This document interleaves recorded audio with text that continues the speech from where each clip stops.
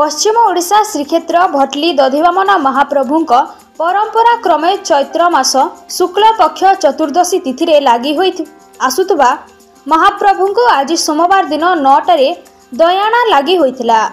एही अवसर रे महाप्रभुंक दैनिक पूजा नीति, पहड़ भंग, द्वार फिटा नीति, अखंड दीप प्रज्वलन, अवकाश, मैलम, सूर्य पूजा, द्वार पाळ पूजा परे गोपाल बल्लभ भोग लगी करा जायतिला।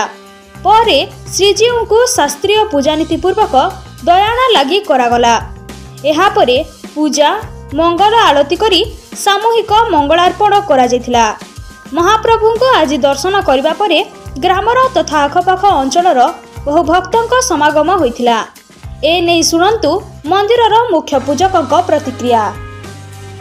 पश्चिम ओडिशा श्रीक्षेत्र भटली दधिवामन मंदिर रे परंपरा क्रमे चैत्र शुक्ल चतुर्दशी दिन महाप्रभु को आमर दयणा लगी कराଯାଇଛି।